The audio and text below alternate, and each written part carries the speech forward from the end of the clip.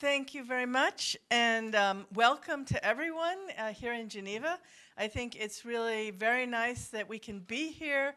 Obviously, Geneva is a very international city, a very important city for the United Nations and for the Sustainable Development Goals, so it's quite appropriate that we are gathered here, some of us in person. And then I don't know exactly how many people are online, but I am sure that there are many. And some of our speakers will be speaking online remotely. So I think that it's very nice. This event is a strong collaboration between SDSN Switzerland and the Swiss Federal Office of Statistics. And you'll be hearing more about that in just a few minutes. So this is part of the wind-up to the part of the Road to Bern event. The World Data event that was supposed to happen in October this year is, of course, happening only on a smaller scale, online this year, and then as a bigger event next year, we hope, in real life. So SDSN Global is a very important source of information and data for the monitoring progress on the SDGs. And we'll be hearing from Guillaume Lafortune. He'll be speaking remotely from SDSN Global on that process.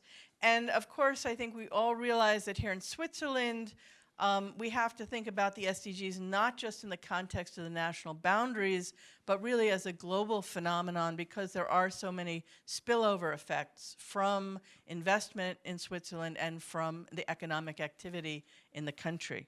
So again, it's a very appropriate thing to be here in this international city of Geneva. SDSN Switzerland is particularly interested in fostering multi-stakeholder dialogue and in looking for and helping to implement solutions for the SDGs, and also in providing input to policy. And you, I hope, got a copy of a paper that goes in that direction at the entrance table, and certainly you can pick that up later during the break. And it's a pleasure to have one of the authors of that paper, Thomas Breu. Are you an author? I hope you're an author. Anyway, yes. One of the authors here, Thomas, is also a member with me and Ocean Dyer of the Executive Committee of SDSN Switzerland. And of course, the CDE of the University of Bern is an important sponsor for the group. In addition, we have as one of the panelists, Geraldine Flieger.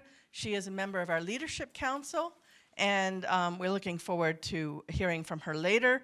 And of course, I should thank the Mercator Foundation and BioVision that are important hosts and sponsors for the SDSN Switzerland. So I'm hoping very much that there'll be informative and interesting sessions, productive discussions coming up. And now I would like to turn the floor over to Georges Simon Ulrich, who's the director of the Swiss Federal Statistical Office. Thank you very much. If you don't mind, can I stay here? Oh, sorry, yeah. Or can I use that one? That is possible. Oh, perfect. Thank you very much. Very good. So thank you to be here. It's a great pleasure for me. Thank you very much for the words, Janet. And first of all, I would like, of course, to welcome you and thank SDSN Switzerland for the organization of this event and for the pleasant collaboration established. This is really something which is very important, shows how we can work together between here at the example of SDSN Switzerland and the FSO, the Federal Statistical Office. It's a real pleasure for me to be here with you, and I am already looking forward to hearing what you are saying, and of course also the discussion that we will have here, because these are the occasion that we have that we can really talk about what is the topic that we are driven from, and I think it's important that we can do something like this, even though the COVID-19 sometimes makes meetings like that a bit more difficult. But we found ways how to deal with it, and that's therefore, thank you very much. As Antonio Guterres, the General Secretary of the UN, said, without evidence of where we stand now, we cannot confidently chart our path forward in realizing the Sustainable Development Goals. So to measure progress, the global community needs highly quality, accessible, up-to-date and reliable data and statistics. On the road to 2030, such data should also be used to document the implementation of the 17 goals for the sustainable development of the Agenda 2030.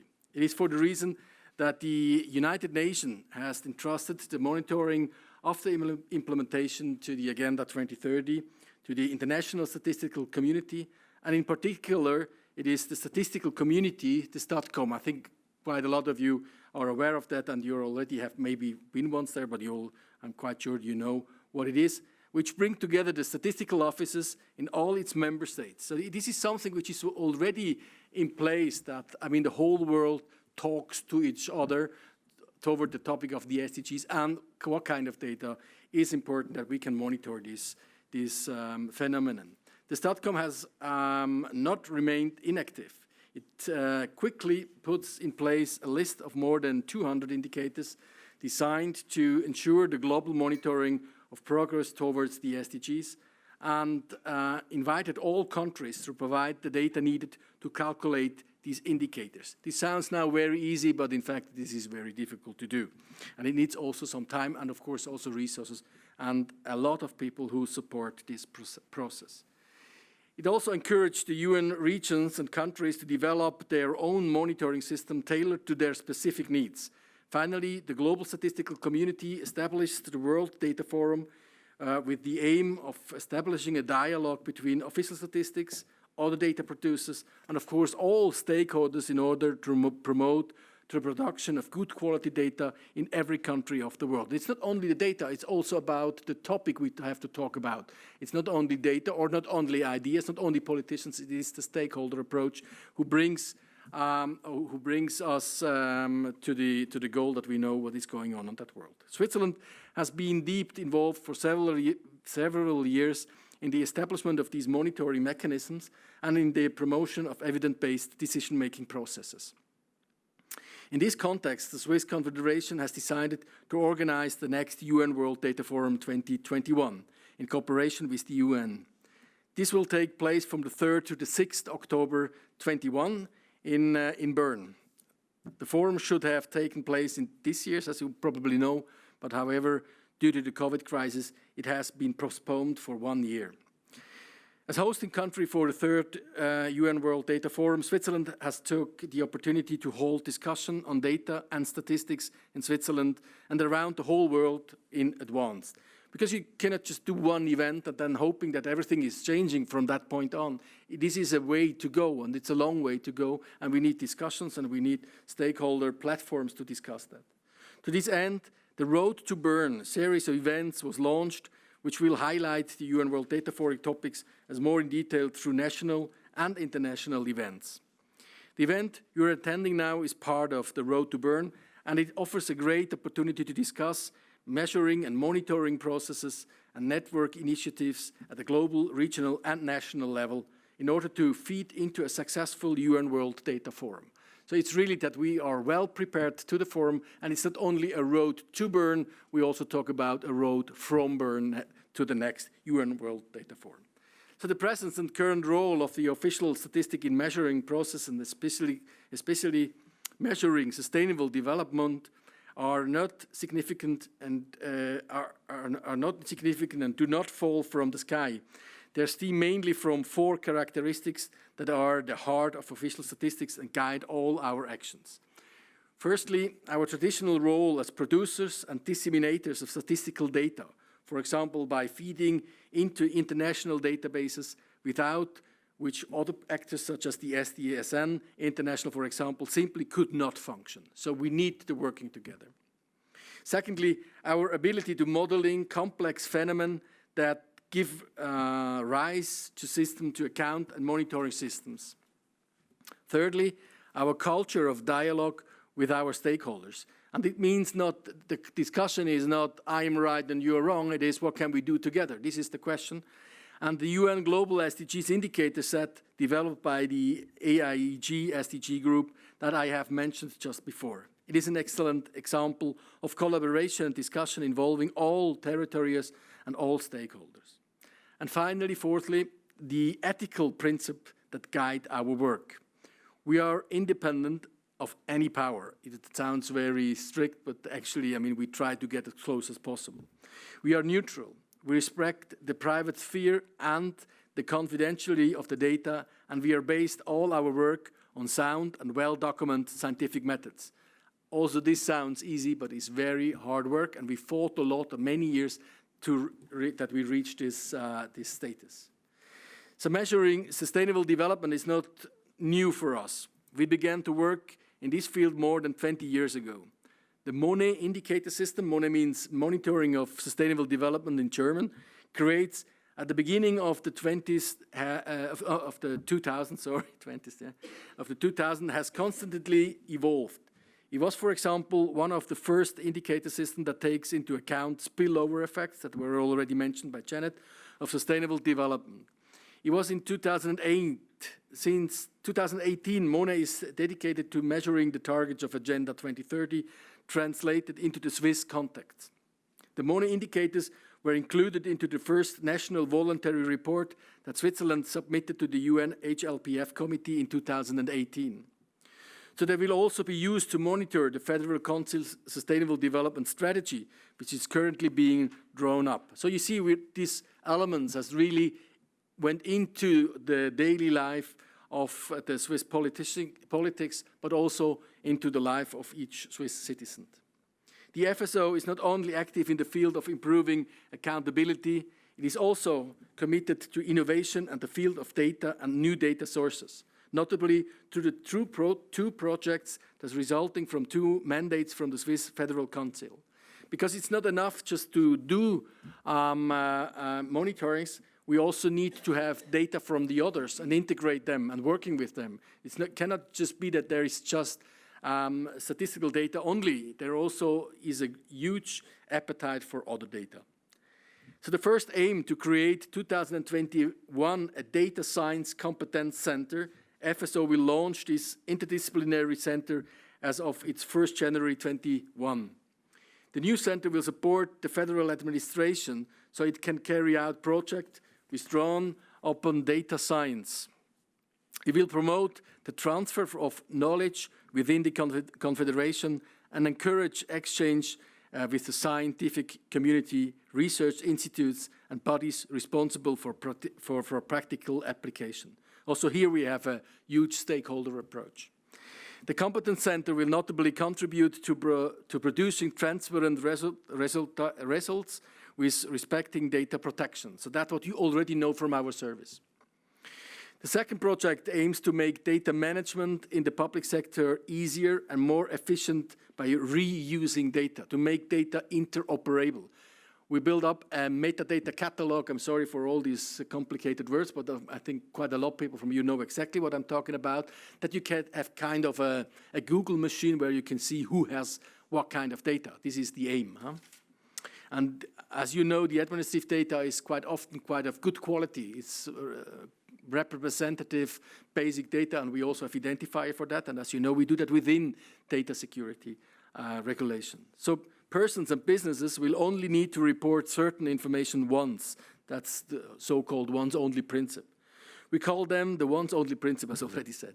For this aim, a data catalog for the whole public sector will be created in which the type of data and the quality of these data can be seen. Quality is mean what is the variable, who has collected it, who has the law of doing something with that, and all these elements are within that metadata catalog, so you can see what kind of data that is.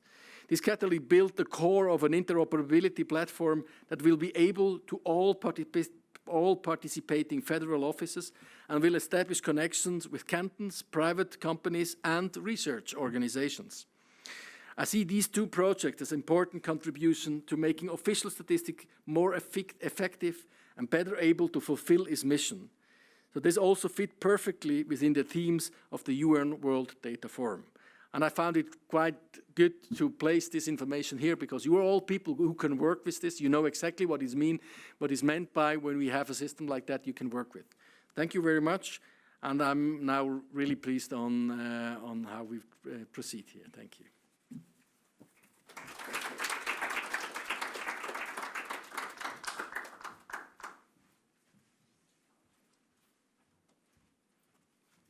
Thank you very much, Mr. Ulrich. Now we like to welcome Fritz Gebhardt. He wants to say us how to set up monitoring system, and he's from FSU. Very welcome here.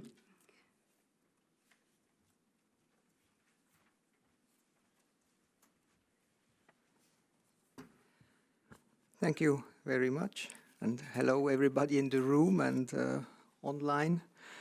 It's for a long time the first physical event that I have the pleasure to participate. It's almost a strange feeling. And just to make clear, there is a certain risk that I will repeat certain things that our director has said. That might also be due to the fact that I'm only working since, 2-3 months at the FSO again. Before I was working for 6 years at Eurostat for SHG monitoring. So I have more as a background the European context, and I hope I will not repeat too much of what our director has already said. I suggest to have 3 questions that I will quickly present you. First of all, what are the basics of a statistical monitoring system? And secondly, to what extent does the SCG monitoring, as we have it currently, comply with such basics? And finally, maybe a few words on challenges we face for SCG monitoring. So, okay, I will also struggle a little bit with my eyes. I have been operated 1 week ago, so I have still to learn how to look at the right thing. Okay, so when setting up a statistical monitoring system, we usually can see 3 groups of actors which are involved in such a project. We have, of course, policymakers, which are at the core of the political agenda setting. We have scientists, which are contributing with theoretical concepts and models. We have statisticians, which are providing measurements and assessment methods. In fact, a monitoring system can also be considered as somehow the outcome of negotiations between these actors. And if you are in the middle of such a process, you might perceive this negotiation also as a kind of bazaar between all these actors. And an indicator set can be seen as an outcome of such a bazaar, and it should be more than a simple collection of individual indicators. An indicator set should be built upon a conceptual framework. It should be compliant with scientific models and established rules in order to provide to the best extent possible a comprehensive picture of the reality by arranging statistical data in a specific context. Or in other words, a good indicator system is able or should be able to transform statistical data into knowledge about the real world. Thus, it should serve for evidence-based politics and decisions. And when it comes to the implementation of a statistical monitoring system, we are, of course, confronted with indicator selection. And in practice, we have to be aware that the indicator selection is always a trade-off between political relevance, scientific consistency, and statistical measurability.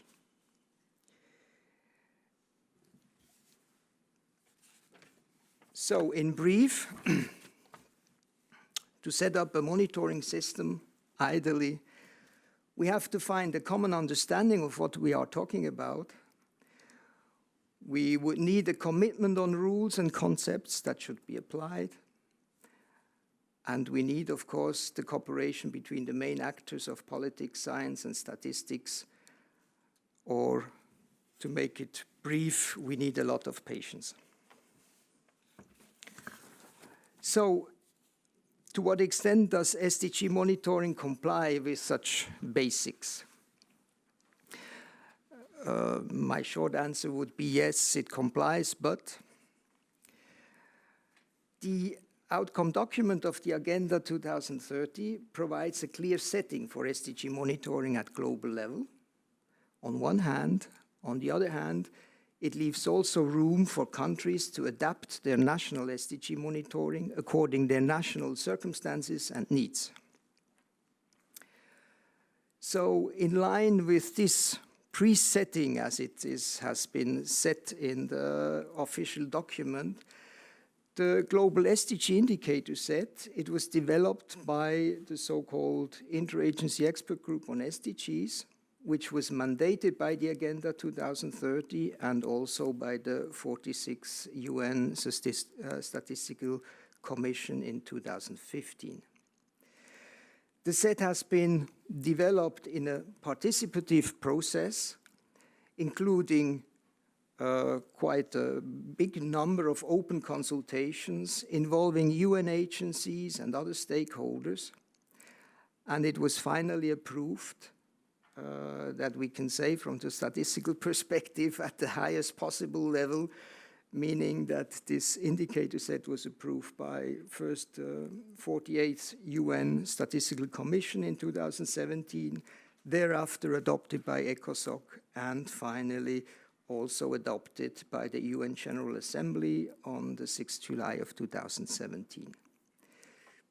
And the resolution adopted by the General Assembly on the work of the Statistical Commission pertaining to the 2013 Agenda for Sustainable Development, among other things, confirms the work that has been done by the Interagency Expert Group. It provides also guidance for the further development of this indicator set. For example, it provides guidance for the review as it has been taking place 2020, last year to this year, and again in 5 years. And it also reaffirms that this indicator system should be complemented at the regional and national levels with indicator systems that will be developed by member states. And finally, it also stresses that the official statistics and data from national statistical systems should constitute the basis needed for this framework, but also that the role of national statistics is a coordinating role of the SDG monitoring. So there is an important mandate given to the institutions of official statistics at all levels. Now, however, at the more concrete level, the 17 SDGs, they represent not a consistent scientific-based concept on sustainability. They reflect rather the result of a long and, as far as I remember, very difficult intergovernmental negotiations during the years of 2014 and 2015. The requirement to monitor each individual 169 targets, as it is postulated in the Agenda 2030, leads by default to a very broad and complex indicator framework. And finally, the ambition of the 2030 Agenda, as described by its 169 target, is mainly of narrative nature. That means there is a certain lack of explicitly quantitative targets, and that means that it requires further policy interpretation on what to measure and how to assess. These are very important challenges. In summary, the SDG monitoring system means today that we have a global SDG framework of 231 indicators. They are structured along the 17 SDGs and the 169 targets. They are disseminated on the platform of the Global SDG Indicator Database run by the UN Statistical Division, and they are used as the basic of the annual UN SDG reporting mechanism. Each global SDG indicator is allocated to one or even several so-called custodian agencies, which are in charge and responsible for the methodology work and the data collection. Overall, there are more than 60 international agencies involved in the role of custodian agencies, so rather complex. And there is a multiple data reporting mechanism in place using established data flows between countries and regional organizations such as the OECD, ILO, etc., and the custodian agencies, which are mainly part of the UN system. And by using such established data flows, the reporting burden for member states can be limited, but that means also there is, when it comes to data reporting, not a fit-for-all approach or solution. In parallel, we have today various regional and national SDG indicator frameworks. Some of them are aligned with the global SDG indicators.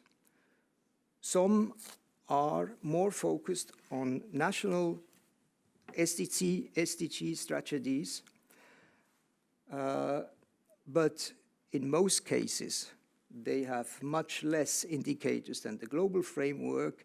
In most cases, there are around 100 indicators.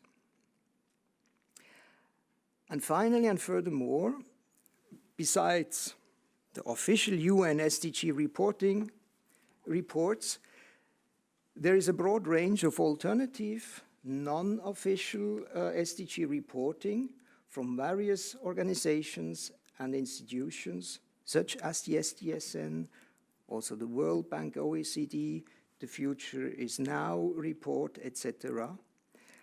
And of course, they're using not only the global SDG indicators, but they use also proxy and alternative indicators. They're applying various approaches of assessment. We find assessment of levels and assessment of progress. Distance to targets is a very interesting discussion in this context. We found country ranking, we found approaches how to deal with interlinkages and spillovers. All these contributes, of course, to as much as possible comprehensive SDG monitoring. So finally, what are the challenges we face for SDG monitoring? There are, of course, plenty of challenges, and please allow me just briefly to focus to only one, namely filling the data gaps. Why? About 40% of the global SDG indicators, although approved at the high-level UN institutions, they are not presented in the statistical annex of the latest 2020 UN SDG report. This is the statistical annex which is added to the official UN statistical report. If we look at this statistical annex for data for the UN sub-region of Europe, we found that only for less than half of the global indicators, around 100, we have data for the sub-region Europe. What does this mean? This means that the development of UN SDG indicator is a big issue, and it's a big issue even for countries with quite advanced statistical systems, such as the countries of the European statistical system. It's not only a question of developing countries. So, why data might be missing at national level? There are various reasons. Sometimes it's simply a lack of policy relevance in national context. If we look, for example, at an indicator 142, proportion of total adult population with secure tenure rights to land, this is probably not very relevant in the European context. Sometimes we have to face that new methodology, which was developed and agreed, are not applicable with current available data. For example, the indicator 241, proportion of agriculture area under productive and sustainable agriculture, is a very complex dashboard, and it will take time to produce data on this dashboard. So the statement often heard in this context is, okay, official statistics should enhance the use of non-official statistics. But there is already a significant number of non-official statistics in use for SDG monitoring. That's an important point. For example, at EU level, the EU SDG monitoring is based about 1/3 of the data used for this monitoring is non-official statistics. And I think in Switzerland, the MONE system might be a similar situation. But the data gaps still remain. So I think that official versus non-official statistics is not the core question when it comes to fill data gaps. What is really important, what counts, is whatever the data source might be, established quality standards of official statistics should be applied. And some keywords for such standards we have already heard from our director, are neutrality and independency. Transparency is something very important. Data sources use, calculation methods applies, definitions, comparability over time and between countries. They should be described and published together with the data. Continuity is also an important keyword. We need time series of data for monitoring. Data from exercises such as one-time studies, they are not suitable for monitoring. An example is the target 5.2 on gender-based violence, where the UN report only shows one data point from 2017. And the EU SDG monitoring report is even worse, only one single data point of 2012. So this is not what is suitable for annual monitoring. So as final conclusion, let me say much has been achieved so far, but still SDG monitoring will remain a work in progress. And the strong position of official statistics at all levels, as postulated in the Agenda 2013 and the 2017 Statistical Resolution, is important to ensure the quality and credibility of the SDG monitoring. And there is, of course, also a risk of proliferation of SDG monitoring based on different data, providing different findings and leading to different conclusions. This is another issue, a rather communication issue, and I'm sure it will be tackled in a few minutes. Thank you.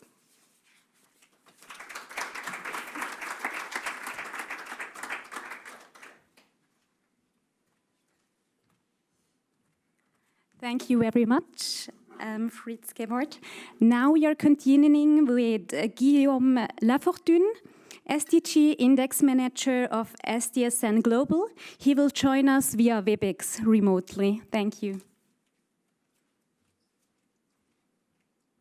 Good afternoon, everybody. It's a great pleasure for me to be with you today remotely, unfortunately, but I'm sure next time I'll be able to travel to Geneva.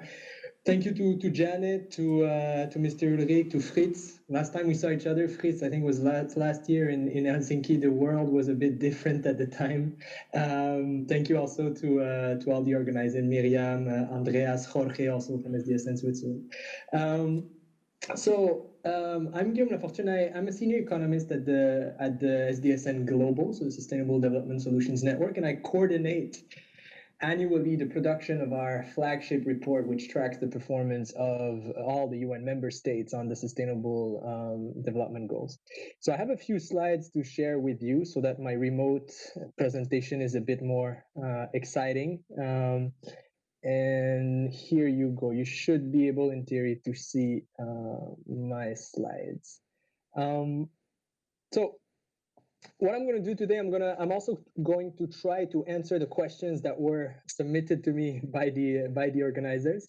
And essentially, I'm gonna do three things today. So the first one is that I'm gonna briefly share, let's say the methodology and some of the results that we had in our latest report, the SDR 2020. I'm then going to share some of the analysis that we've done and some of the data collection that we do annually to look at how governments go about measuring the SDGs, but also some comparisons on how international organizations have gone to monitor the SDGs. And then I'm going to share a few brief reflections just on the impact of COVID-19 on the SDGs, but also for data and statistics, especially in light of some of the debates that emerge after the latest high-level political forum.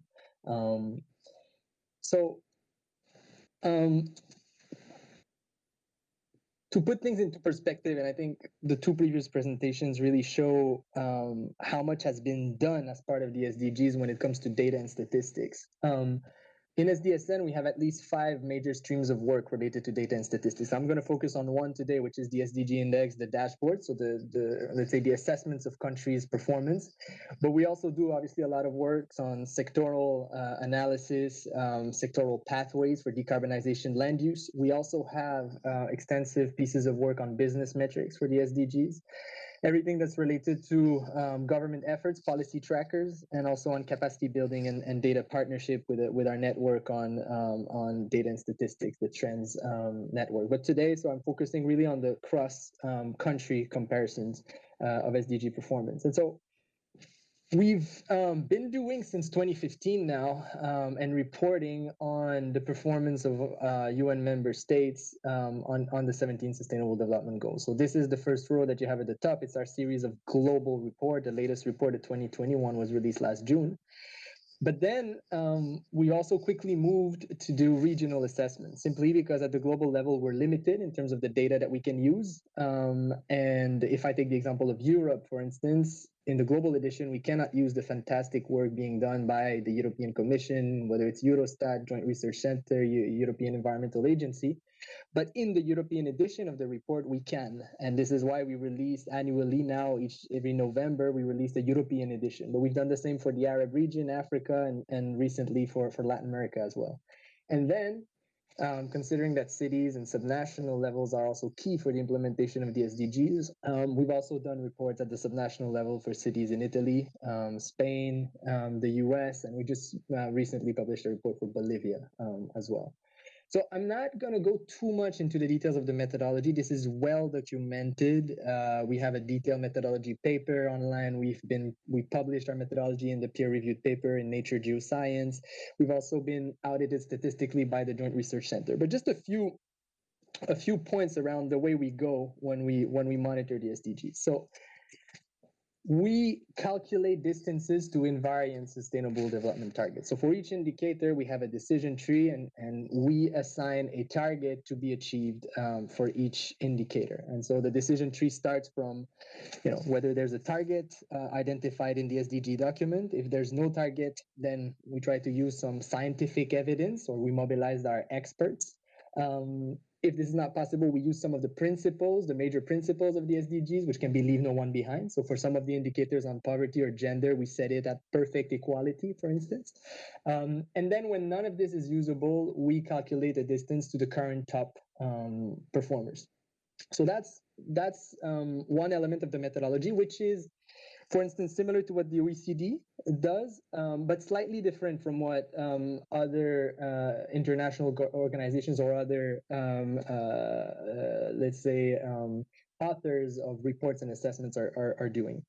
We do include extensively non-official data. And just to clarify, for us, non-official data is data that does not come from, let's say, government-led processes and processes that, let's say, collaborative processes across National Statistical Institute, right? And so these are typically data that come from the peer-reviewed literature, from science, but also from NGOs or the private sector, for instance. We take the decision to use non-official data, especially when there are missing data gaps. And I think it was mentioned before that for a lot of SDG indicators, we are missing important data points. And here I would just like to single out maybe two areas. One would be sustainable fisheries. A lot of the official reports focus extensively on protected areas, marine areas, but we know that even in protected marine areas, there are unsustainable fisheries happening.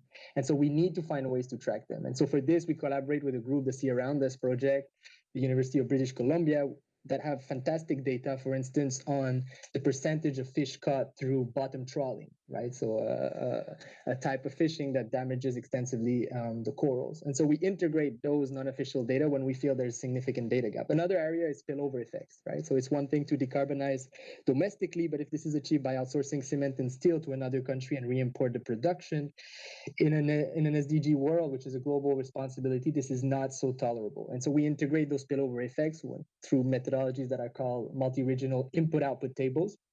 And this essentially comes from outside of official statistics as well. The third point is that our indicator set evolves over time. We don't have a static indicator set, which means that from one edition to another, our results are not perfectly comparable. But we want to make use of the momentum of the data that become available year after years.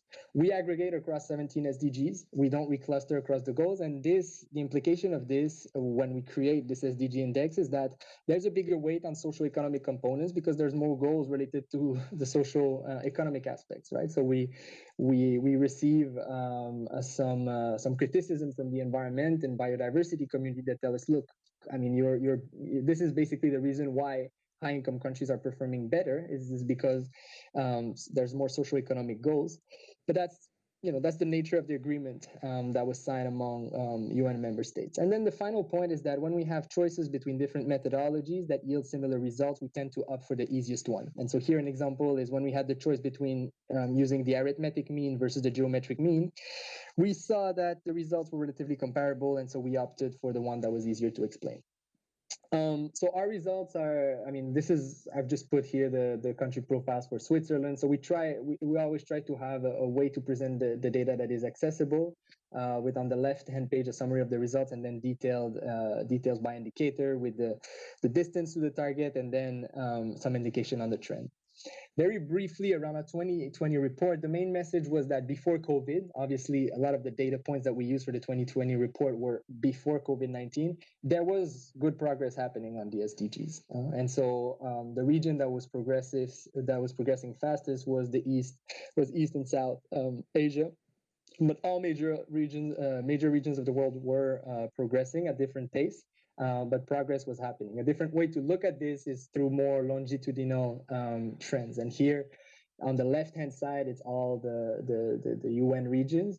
So here we see that OECD countries have the highest SDG index score, and so are progressing a bit more slowly. And we see that the green line here, East and South Asia, which was before below the world average, is now on par with the world average. And then on the right side is another way to look at this is by income level. And here we see some degree of convergence with low income or lower middle income countries converging to some extent towards the high-income countries. We could always argue that this is not moving fast enough, but still, progress was happening. And our message is that COVID-19 should not undermine all the efforts that were made before the outbreak of the crisis.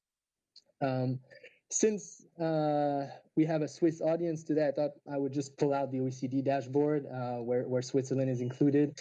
Three big challenges. That was part of the 2020 report for OECD countries. SDG 2, sustainable diets, obesity, and agriculture. SDG 10 on inequalities, and then SDG 12 to 15 on climate action and biodiversity, including the notion of spillover effects. Right. So through consumption, how much do you generate CO2 emissions, scarce water abroad, biodiversity threats, but also social issues like fatal accidents at work through imports, for instance, of textile from countries with poor labor standards. And here, if I take Switzerland, well, when we aggregate all those spillover effects, and this is what we do here on the y-axis, we create an index of spillovers, negative spillovers from 0, which is very negative spillovers on the rest of the world, and 100 is low spillovers. When we compare this spillover index to GDP per capita, we see that Switzerland is alongside other rich countries, one of the countries that generates significant negative spillover effects on the rest of the world through consumption. And one thing I should mention in that is that this is not in absolute terms. Obviously, if we were to take things in absolute terms, Switzerland would never be a problem. And China would always be the issue. But on a per capita terms, per people, per person, each Swiss does generate negative spillover effects on the rest of the world through consumption and trade, but also through issues related to SDG 17 on financial transparency and profit shifting. When it comes to looking at how governments go about it, we do a small data collection every year where we try to review different aspects and different efforts made by government to implement the SDGs, whether it's about having statements, strategies, whether SDGs are mentioned in the budget, whether there's stakeholder engagement, and what are the national monitoring mechanisms in place at the national level. And here what we see, and that's quite encouraging, is that a lot of countries have kind of adopted a national indicator set to track the sustainable development goals. And so, but the way to go about it is quite different. So here you see that in Pakistan, it's 46 indicators that are used. Other countries have a much more, let's say, comprehensive approach. So we see here Sweden that has 294 indicators. The average here, which is very indicative, is of about 112 indicators to track the SDGs at a national level. Other countries do not have yet or do not have at all a national indicator set, but they do report online on the status of the SDG indicators, the official SDG indicators that were adopted by the UN. So that's what the category here, no but online reporting means here. But so there's really a variety of approaches from a very, let's say, limited set of indicators to a broader set of indicators. In SDSN, we had recommended in 2016 that about 100 indicators might be a good number in order to have, let's say, a digestible set of indicators to track SDG performance. And I think, just to go back to some of the points that were made before, I think the IAG official indicator framework is absolutely needed. The 230 indicators absolutely needed to make breakthroughs on statistics. But 230 indicators is difficult to use and is not so actionable, and it's hard to digest, both for governments but also for businesses. And so there is also a need to identify what are the ones that matter the most for the context, and what are the key indicators for my countries that matter. And 100 for us seems reasonable. That's the number that we use usually. We try to use in SDSN with a bit of flexibility, and I think this is also what the European Union has been using, and some other countries, including, for instance, New Zealand that we have here. When it comes to how international organizations go about tracking the SDGs, here I've just, this is part of an analysis that we're doing right now, just to look at what are the different approaches, and this is mainly focused on Europe.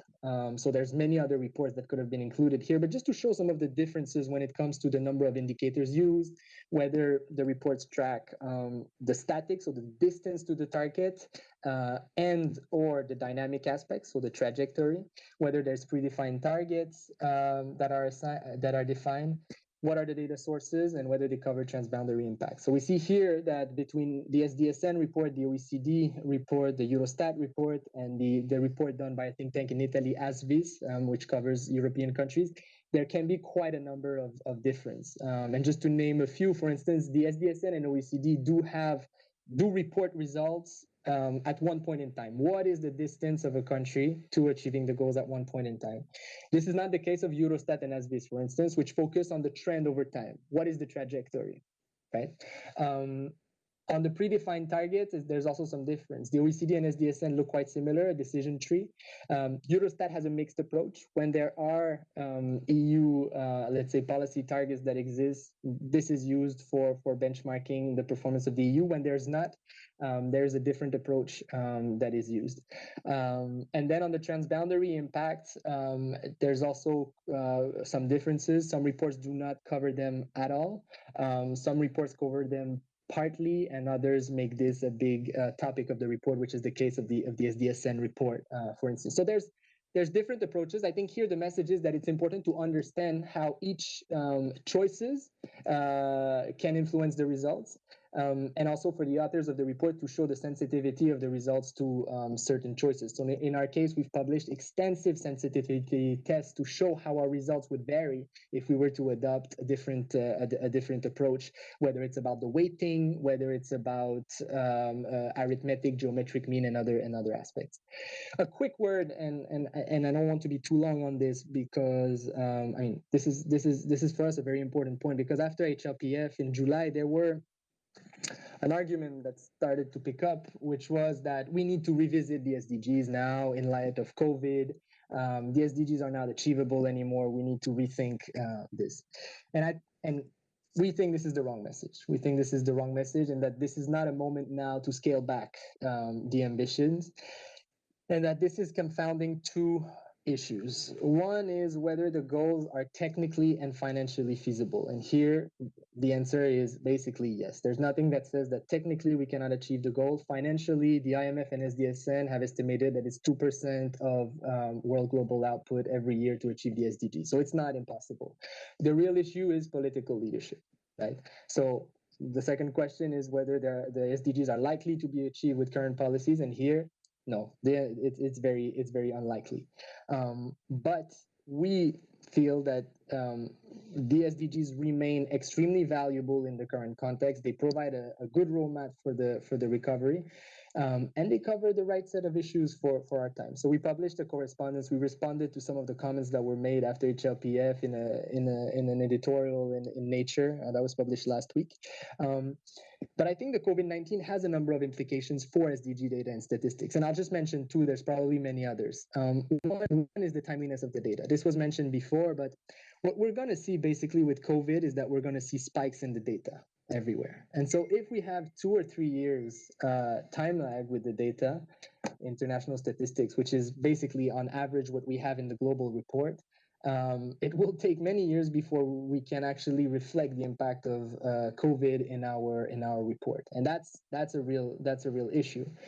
So we have launched, for instance, a platform, SDGs Today, where we've tried to compile basically in one single platform all the real-time estimates that are available to track the SDGs, and we're going to continue to fuel in all the data sets that can help provide a more real-time statistics and estimates. The second point I want to make, because this was maybe not emphasized enough, is that the SDGs do cover the issue of global health, security, and preparedness. That's covered explicitly under SDG 3.D, right? And that opens the door to improve significantly the quality of the measures that we have to track countries' preparedness to face, in this case, global health security, but possibly other types of critical events in the future that might be related to climate, for instance. And what we have seen, and we've published a number of articles about this, is that the existing measures that we had before COVID-19 for SDG 3.D, and one of them was the Global Health Security Index, were actually very poor predictors very poor predictors of what happened in practice. It's not to say that the measure were not good, but there might be a couple of tweaks to be done to those benchmarks. There's also obviously the influence of political leadership as part of those pandemics. But still, the point here is that under SDG 3.D, we have the room and the space to improve measures on preparedness. And this is part of the work that we are doing as part of the current Lancet Commission on COVID-19, where one of the goals is to rethink a little bit, to make recommendations on how to deal with the current crisis, but also to rethink a little bit about the measures and what does it mean to be well prepared. So if I summarize, I would say three key messages. One is that compared with the MDGs, there is a bigger focus as part of the SDGs on data and statistics, which is a good thing. There's different approaches that exist to measuring the SDGs, and a lot of this is dependent on organizations' mandates, status. Government-led organizations tend to stay closer to the actual content of the SDGs. Organizations like SDSN that were mandated to mobilize research and science tend to leverage a bit more information that comes from outside of official statistics. But I think here also, this is all very good, and this all supports a more evidence-based approach to implementing the SDGs. And finally, two challenges, at least two challenges. There's probably many more when it comes to the impact of COVID-19 on SDG data. How do we strengthen timeliness, and how do we improve measures for SDG 3.D on countries' preparedness to face pandemics? I'll stop here. Thank you very much.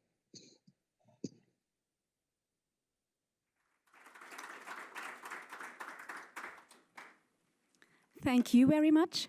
For our panel on accountability, I'd like to welcome Viveka Palm, co-chair of IAEG SDGs, Georges-Simon Ulrich, director of FSO, Guillaume Lafortune, again, and Thomas Breuil, director of CDE University of Bern, moderated by Andres Wickert. Thank you.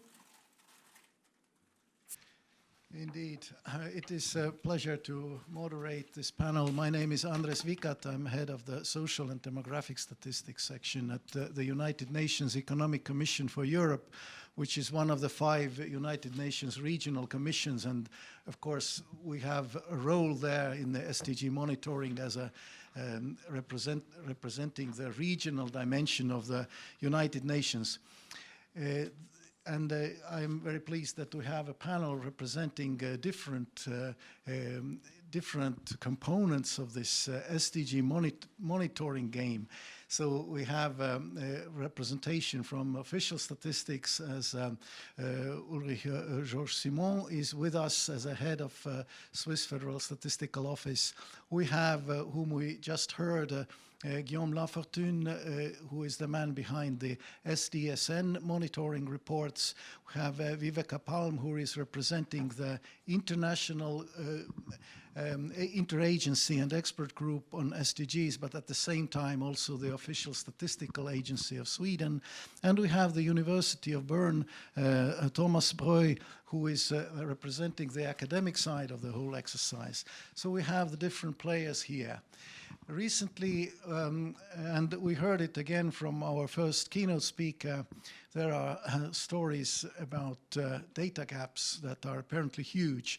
And well, I agree, there are huge data gaps. At the same time, just yesterday at a meeting in the UN, I heard it being emphasized that never before had the world had so much data on sustainable development matters as we have now. So in a way, it is also to celebrate the great achievements that have been made, and of course no small part there that on the political level, this agenda of 2030 has been adopted, and it has given rise to a lot of data production and new thinking about how to measure all of this. Well, there are different players, as I started, and they all have their role, and I would a bit go ahead of the conclusion by saying that they are all needed, and the roles are all very important. So I want to bring now the panelists into this discussion with the question as to how you actually see the role of yourself and your agency in this SDG monitoring business. I'm beginning by explaining in a few words of how we see it at the United Nations Economic Commission for Europe. It is important to understand the roles of these players, because then I hope for everyone it is easier also to make sense of all these different reports that are coming up, the official ones from the UN and all the others that have been mentioned. So in the United Nations, we can look at it in a fairly straightforward way. All the countries in the world have made a huge compromise to reach these 17 goals and the 169 targets and all the many indicators, the global framework. And now at the UN, we are serving the member countries' governments and holding them in a way, helping them understand how far they are in implementing this agenda. So we are to look at this officially agreed set of indicators, to do our best to measure them and to give the information. However, we are also bound to the information that is agreed with the governments. So when UN publishes something, generally it has to be something to which the governments are agreeing to. And therefore, we rely to the official statistics, to the official reporting channels, and we are not easily venturing outside of that area. Now, we are responding to the governments. That is the key message of from the United Nations. It puts limitations to what we do, but also gives a certain level of clarity, and that actually also invites other players to step in. So maybe I would ask you as representative of official statistical system, how do you see your role as international, national player? Whom do you have to serve? What is your mission in this case of SDG monitoring? Yeah, thank you very much for this question. I mean, actually, this is, as for everything we're doing, we just want to inform the population with reliable and valid data, giving them a basis for their decisions. And this is not only for the SDGs, it's for all kind of information. And we have some kind of principles within that. It's not only the independencies that we already were talking about, it is also that we are actually collecting data because of they're quite often not in that quality that we need it. That's why we are collecting them by themselves, already available from other places. So if you look at what is needed, what kind of data, then we're not just taking the data which is accessible. We find ourselves also responsible for that this data has a value and has a veracity. So the most important elements of data. Data is a tool to show where we stay and helping people to make the decisions. And this is our work. I mean, that's the reason why we exist. Thank you. It's very clear. Yes, Thomas Breu, please. Yeah. Okay, thank you very much. Yeah, a question, quite a big question in my opinion. So first of all, I see science as part of society. In that sense, science research is committed to sustainable development. It's a concern of us, not only because we are a center for sustainable development and environment, but in general. I think also the COVID crisis and the climate discussion has shown that science has to offer something and has an increasing recognition to be a voice for shaping policies and discourse. Now getting a little bit closer to the 2030 agenda and the science community. First of all, I think we have about 10 years to go. We know that most of the targets are heavily delayed. The Global Sustainable Development Report, a product not from SDSN, but also your reports, they clearly show that most targets we will not reach. Even worse, a few we will reach. Even worse, we have some targets or goals which are going into the wrong direction.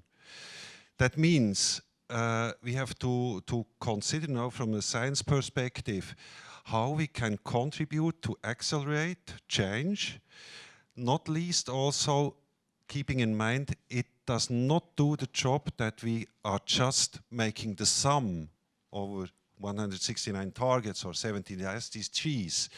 We have to make the multiplicator. So we have to get away from linear thinking to an exponential thinking, else we will fail. That also needs completely different approaches, where we have not to look on single targets or SDGs, but to put the interdependencies from a systemic perspective at the core. So that also means for monitoring systems, nothing against the existing ones, they are the basis, they shall be further developed, but we need to go a step further. We need to go to take into account interlinkages where we can see where are the multipliers, where are the areas which hamper progress or which can even turn it to the wrong way. And that's conceptually not nothing. There is a whole community behind working on that. Thank you very much. Now we're turning to our remotely connected panelist, Viveka. Could you please react to the question? Thank you very much. I will start by talking because I'm not sure if you have my volume in a good way. Can you hear me? Yes. Good. So my name is Viveka Palm. I'm sorry I can't see your audience, but I'm very happy to be here. I'm partly a Deputy Director at Statistics Sweden, but I'm also an adjunct professor at the Royal Institute of Technology in Stockholm. So I'm sort of bridging the Stats Office and the academia in a way. And also I'm the chair of the IEG. So I'm really loving that you have this seminar and to be able to be part of it. I would want to say that the stats offices have done follow-up on sustainable development before, because there used to be a sustainable development policy in Europe.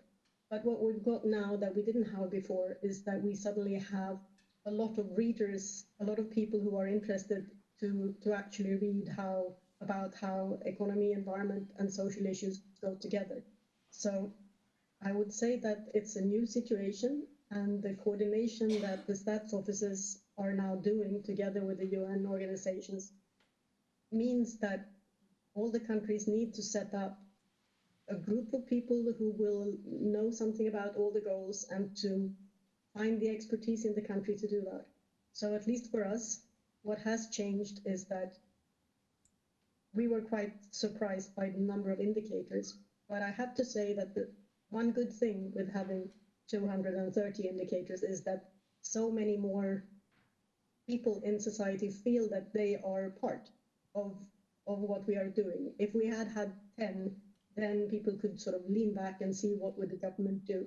But now we have people from academia, from businesses, from pension funds, and a lot of public agencies that come together and discuss how we can actually paint this much broader picture of society. So, of course, the indicators and the targets are quite complicated. So, for some, I would say the stats offices are very good at measuring things sectorally, just as the ministries are good at dealing with things sector by sector. But now we have to start to discuss and to show with numbers what is a sustainable economy, what is happening with the vulnerable groups. Can we also show statistics on children, for example, which is something that we haven't worked so much on. And like Fritz was saying, even though there are sometimes surveys on violence, it's not very prominent. So I would say that in many ways the challenge is of course huge for the globe, but it's also a challenge for the statistical offices. I think we are reliable, but what we have to do now is to also bring out some more things that have been shown to be relevant. We need to work on how to make better statistics for fossil fuel subsidies that are in goal number 12, for example.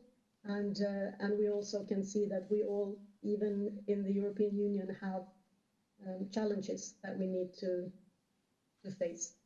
So I'm not worried about the quality, but I think we should invest in statistics so that we actually know where we are headed. There is a lot of learning, that's what I'm thinking. It's a lot of learning that has to be done, not least in academia, but also in the ministries. How do you actually get also the industrial ministry to care about what happens in the economy, because it's they who have the power to do something about it. Thank you. Thank you, Viveka. And I would now invite Guillaume to provide his remarks. Guillaume, Yeah, thank you please. very much, Mr. Chair. So I think in the SDSN, really our role and our mandate, because we were mandated in 2012, is really to mobilize researchers and scientists, universities around the issue of the Sustainable Development Goals. And obviously there's a big part of that is about monitoring the SDGs. And so I think here, there's a lot, obviously, that science and that universities can bring to the table. I think on the questions related to the complexity of the indicator framework versus what organizations have done to track the SDGs, I think there's 230 indicators, which is useful for making breakthroughs on a wide range of indicators and data availability. And that process is absolutely necessary. And on my past life when I was still working at the OECD, I was part of the groups working on standardizing statistics on satisfactions with services for SDG 16. But I also know that when you start from very poor metadata, when there's no methods available, standardizing international statistics can take years and years and years and years. It can take 5, 6, 7, 8 years, maybe even in 10 years, we won't have all the 230 indicators available. So our view in SDSN is that we cannot wait for 8 years or 10 years until we have all the data available on all the 230 indicators, especially on issues where we know there's a major data gap. And I mentioned unsustainable fisheries. I think spillovers is another one, and that's why we go and we try to seek and we try to leverage what's available in the research and science. A last point, which I think is really necessary, is on communicating better the results of science and all the research that's being done. There's a wide range of scientific evidence and research papers that come out, but there's also a need to organize and to summarize a bit better and communicate a bit better about some of the science that's being pulled out here. I think here the climate community has been quite successful, and we do have obviously a global goal when it comes to climate, which helped, even though I completely agree with what was said, we're not on track on the climate goal, but still having a common goal helps mobilizing actions, financing, and everything. And I think here on biodiversity, despite the fact that we have more and more science, the messages might not come out as clearly, and we still don't have on biodiversity a common global target when it comes to addressing the issue. So there's also a question on how to communicate science and how to organize, let's say, scientific community in order to really break this science policy interface. Thank you very much. Indeed, we already entered in a way also towards my next question, which is about the biggest challenges faced by each of us. But just before I get to that, it is important maybe that we collectively understand the different roles, in the sense that science, it is not only about the science of monitoring and how to calculate better the different projected paths of whether we reach or not, but also the science about understanding the mechanism behind and what is needed as a policy action in order to make the real change happen. Because one of the reasons why we all do the measurement is that what is measured can be changed and improved and acted upon. So this is the common role of all of us who are engaged in this monitoring. You mentioned, and several of you mentioned before, the fact that there are 230 indicators, and it is a lot, and well, we cannot comprehensively get the data of all of this, but let us also keep in mind that this is a global set of indicators meant for global monitoring.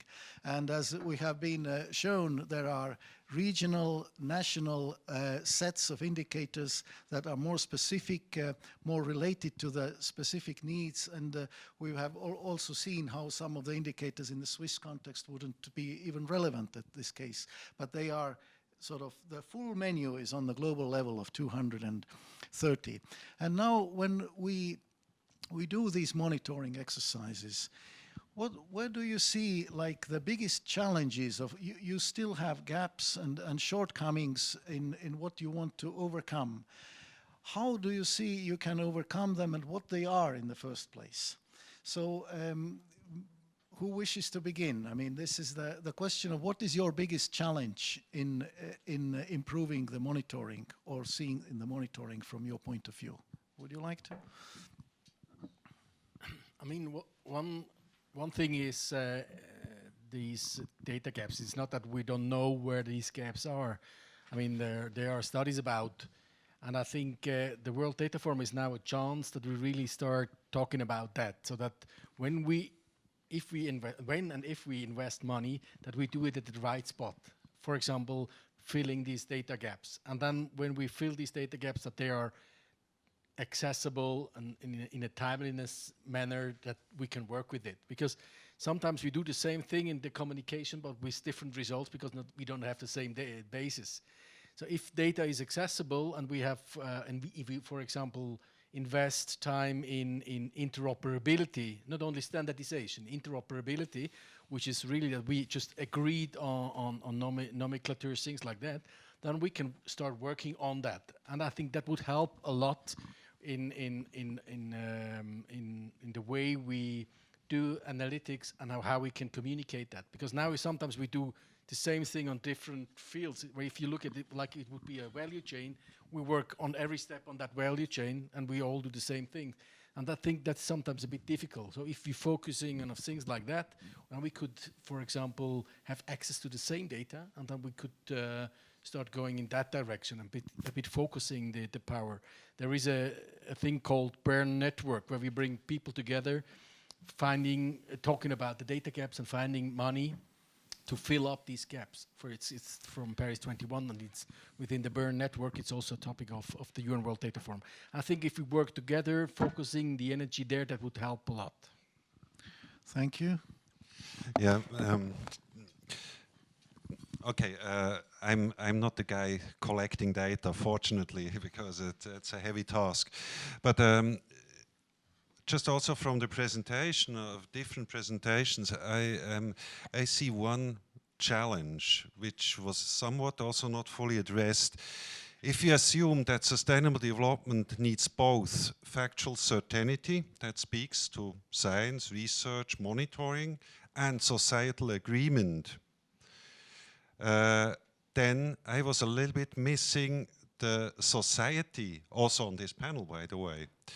That means, for instance, it starts, when it's staying a little bit with the monitoring issues, it starts how national agendas are developed. And that, again, starts how the national 2030 agenda is defined. So that means also, is society part of it? And the different ideas, or not? And then just also, I think a major challenge, besides the conceptual challenges, besides the data quality challenges, the timeliness, it is also how we can involve society, because actually the society will drive the change. Collective and individual action is one of the heavy levers we have at this position. And I think we need to get away a little bit from just perceiving monitoring and evaluation as a retroactive thing, maybe then even comparing nations and this and that, we are better or we are worse. That's all fine, because that also can trigger debates. But we need to arrive somewhere at the steering relevant monitoring system, which forms the basis for societal deliberations and eventually also pushing policy to take action. And there, I think we are, all nations are more or less far away, and I think there also science, policy, administration, private sector, and so on, is called upon. Great, thank you. Our other panelist, Viveka, please. Yes, thank you very much. So the first challenge for the statistical system, like all the 30 public agencies in our country that are making the follow-up, is to be able to show what happens for the vulnerable groups. So that's something that we are working on this year. It means that the public agencies that have registers where you could find vulnerable groups are looking whether it would be acceptable to use those, or if we can actually pull together data that have been made in studies. So that's something that we don't think we're going to have official statistics that cover all that, but we can still make good collection of data that will be able to show what happens for those who are most poor or vulnerable in other respects in Sweden. I think on a global scale, we should really invest more in school surveys, because there is a general lack of information about how children are faring. In the indicator system, there are indicators if children have toilets in schools. But of course, we would want to know if they are bullied in schools. We think that is a very important thing that you would like to cover. Like, do you meet violence in your school? That's something that we have as a data point that we think is really important. So in that sense, when we do the national follow-up, we can sort of concentrate and pull together to show things that are perceived as very important in the national context. There is also lack of data in other parts of the world, and there I think we are really trying to do our best in cooperating in the statistical systems to make sure that those countries that don't have a full statistical system will actually be able to reach that. And I can say that in the IEG SDG, we have really made we've traveled a long distance, where in the beginning there was a lot of distrust from the countries with less statistics in their systems, that thought that many of the indicators would not be possible to ever treat as official statistics. But that has gradually changed, and we are now a much better working group that actually sort of shares experiences. So hopefully that is something that can be also progressed in this.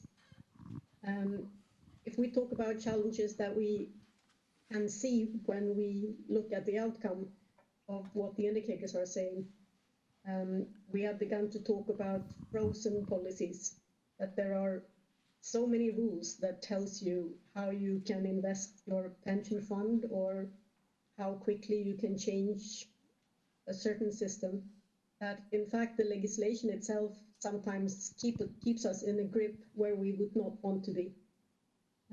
There are rules since the 1930s on how you cannot tax fossil fuels for traveling internationally, etc.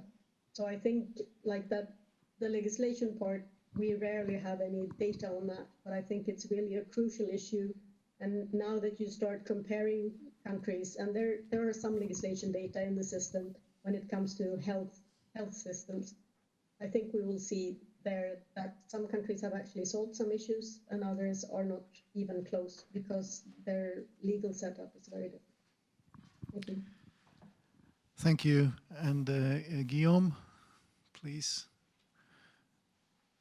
Your turn, Guillaume. Yes.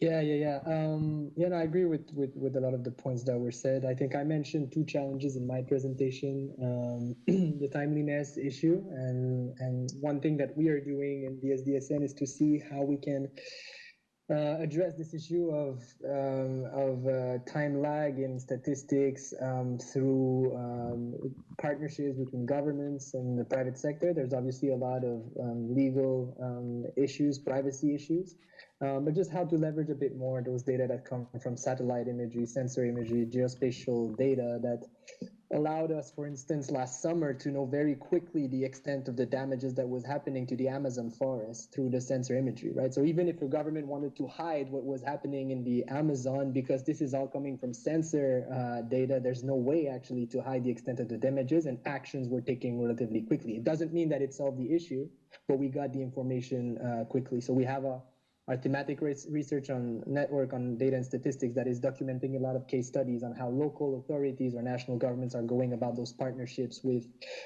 different data providers, including from the private sector.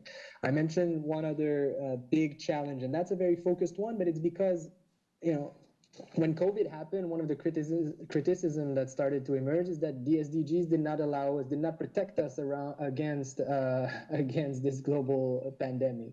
And this is something that kept coming back. The SDGs do cover the issues of global health security. It is covered. We don't have good measures, and we saw that even for OECD countries, we don't have good comparisons of the availability of ICU beds or masks or ventilators. At the international level, it's even worse than that. And so we're discussing with some partners about how to improve, let's say, the understanding of what does it mean to be well prepared to face these kind of critical events. So those are two challenges.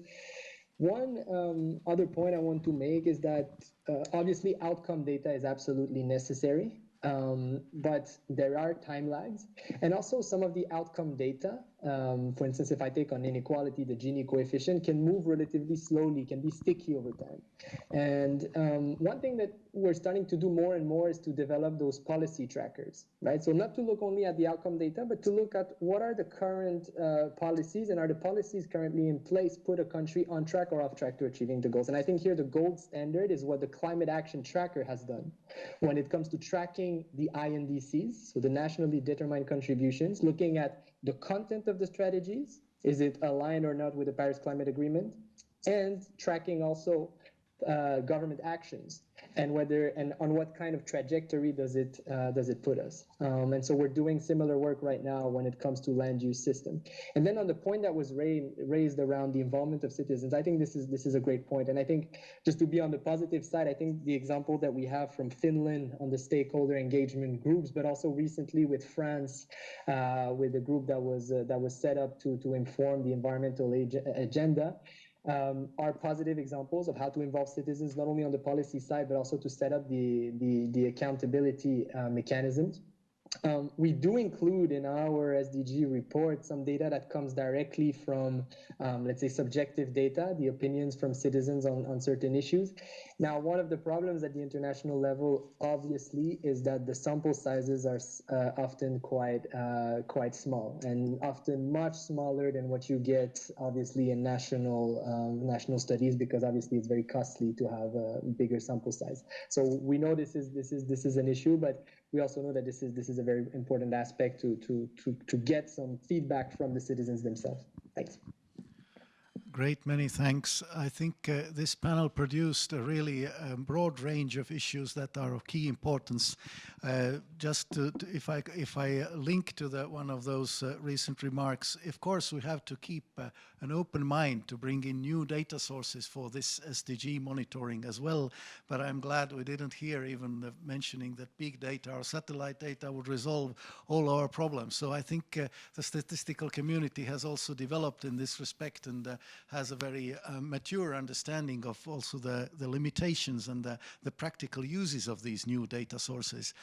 But indeed, there are a lot of areas when I was thinking as to where I see also the challenges, it links very much to the colleagues from statistical offices, also to address concretely those data gaps that really matter to politics and to policy. And what we see also in the EC region, it's the glaring omission of this violence against women data, about which already our keynote speaker mentioned, which is of high political importance for various conventions, for the EU, for the UN, and yet there is only one cross-cutting data point and not really universal surveys. There is not the political will has not translated into collecting these data, and there are other examples of politically important things and relevant things, highly relevant things, not being measured. So those data gaps need to be addressed, and for me, a bit as I am anchored in the statistical community, the fact that the stakeholders would need to be brought strongly in, I think, is an important extra for me, maybe for several others as well, that there is a serious buy-in. From the United Nations perspective, already the process around the Sustainable Development Goals was very different from the predecessor process of Millennium Development Goals. From our perspective, it was participatory because it was country-led, and it is also the monitoring process is very much country-led and not agency-led. And it has its challenges because the whole agenda is much providing many more issues to monitor and look at. But I would like to conclude by thanking all our contributors for their points of view, which really, I think, enrich the whole discussion, help us do our jobs better, and in the end, through our own channels, influence those who are responsible for action to implement SDGs. Thank you very much.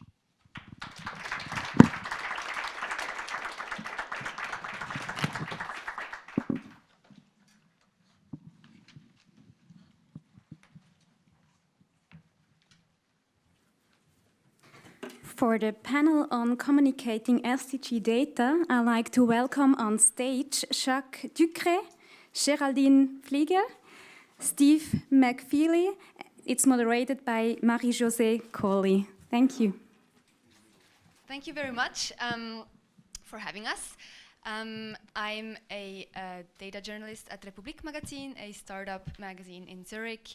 I used to work before at Neue Zürcher Zeitung, one of the big Swiss newspapers, and I have beforehand also been a researcher. I conducted a PhD in quantitative linguistics. When I first tried to inform myself in a bit more detail about the Agenda 2030 and the SDGs, with my background as a linguist and journalist, so I'm not an expert in this topic, I found many things online, but I had to read many of them many times in order to really understand what it's all about and grasp the complexity. Not all of the things, of course, but many things. So a lot of what I read was either very vague or it was extremely complex, even for someone like me who has to do with the statistical offices and who is analyzing data on a daily basis. So what we want to talk about in this panel is are people like me or non-specialists in this specific domain, are we even a target audience for communication on SDGs? Who is the target audience? And what could communication for the according audiences look like? So I will briefly first present our panelists together with a very first shortish round of questions, and then we'll dive into a discussion as long and as deep as time permits. Jacques Ducret, you are the delegate of the Swiss Federal Council for the 2030 Agenda. You work for the Swiss government. When we talked on the phone last week, you were very clear about that question. How and why do the SDGs contribute to better communication in political debates? Thank you very much. First, thank you very much for inviting me to attend this panel. I think that in the policymaking process, data have a key role to play. Science data have a key role to play. And unfortunately, I have to observe nowadays that there's still some distance between politics and science evidence and data evidence. I'm not sure that these people speak enough together. And I think that we should then bring them closer to each other, because nowadays when you speak about preparing a political decision or a mandate in the terms of negotiations, you rarely base yourselves on legal arguments, political ones or economic ones. But where are the data? Where is the scientific evidence in this whole process? And recently I met, I had a good friend of mine, is Professor Robin Grimes in the UK, is a scientific advisor. He was a scientific advisor to the British Foreign Minister. And he was actually sitting next door to Boris Johnson at this time. He was not somewhere in the basement. He was next door. And he was here to give him all the necessary scientific advice on data advice to help him to take the right political decisions. Interesting, thank you. I would now actually love to be able to present to you Nadia Isler. She's the director of the SDG Lab. She can unfortunately not be here with us as planned, but I spoke with her yesterday and I asked her, who are the stakeholders that we need to communicate these goals to? Is this information about SDGs, about results, about the monitoring? Is it information for politicians mainly, or is it for the administration? Should it mainly be for scientists, or is it also for journalists and for the broad public? She was very clear. To me, she said all of them, and she stressed very much that we, or all of us, you guys, need to adapt our communication, our messages to the very different audiences. There are so many different stakeholders. It really is not enough, she says, to convince the country's leaders. The general public is crucial too. That has been mentioned before. These are the people, or also the people who can take action with their behavior. And since everyone is not a statistician, we have to find the right message for each audience and explain the message well, translate it for the particular audience. So with this in mind, I would like to present to you Géraldine Pfliger. You are the director of the Institute for Environmental Science at the University of Geneva, and you're also a member of the SDSN Switzerland. So you work at the interface of science and policymaking. You collaborate with two audiences that presumably have very different backgrounds and very different jobs. Where do you see the most important challenges maybe for communication between those groups? Yes, thank you. Thank you for inviting me and for organizing this very interesting session. I see mainly two challenges. Actually, we are developing at the University of Geneva, as the CD in Bern make it also lots of initiative and interfaces between science and policy.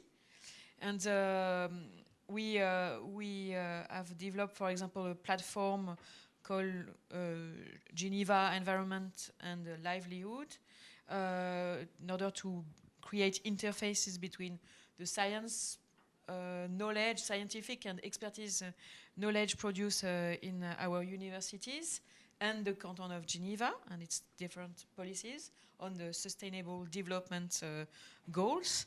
And in that experience, I keep two lessons. The first one is that we need to strengthen the communication of our data. I mean that the university produce several types of data, but also the administration itself produce data. And all these data are not always transferred or communicated to the policy makers, in fact, even between the administration sphere and the sphere of the policy maker, between the head of a department, who is a minister here, and the personnel of the administration themselves.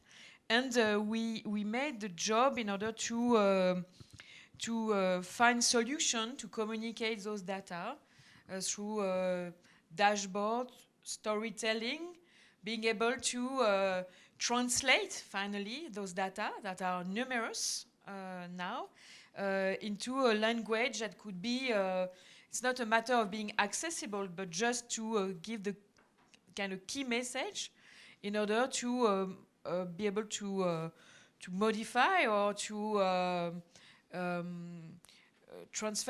give a message that could be clearly understandable and easily understandable for a policymaker who has a very broad agenda and not a lot of time. So the first challenge is being able to also create tools of communication. It's not only creating data themselves or even Excel sheet or tables, but through tools to communicate those data.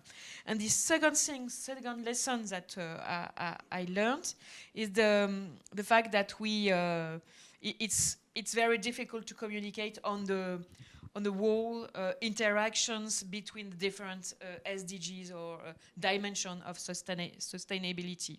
Actually, even when we create interfaces between science and policy, we are facing the silos of the policy making organization. It's quite easy to communicate between water scientists and policymaker and administration in the water field. The same in the energy field and the biodiversity field, but it's very difficult to have a more integrated vision, and I think that the SDGs call for this kind of integration and to be able to break those silos, and I think that's the other challenge because we talked about a lot about trade-offs, even co-benefits, spillovers, and the fact that we have to open the boxes, and it's a key issue in the communication challenge. So we need to bring to the table not only the statistician and the policymaker, but also the water person and the climate person and the inequality person, which sounds like a big job. Thank you. Stephen McFeely, you are the head of statistics and information at the United Nations Conference on Trade and Development. And you have, in our previous conversation, as well as in a recent publication in a statistical journal, named a couple of challenges and issues that statisticians face in their work with the SDGs, and some of them have to do with communication.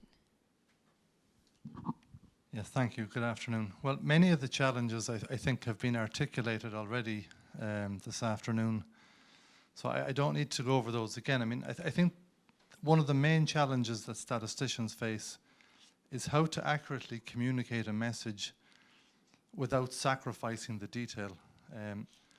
One of the challenges, again, is we tend to present statistics in silos. So we present labour market, we present national accounts. It's very difficult to present the interconnectedness of those things. And that's really at the heart of the SDGs, that for once the message is that all of these things are connected, but it's still extremely difficult to convey that message statistically.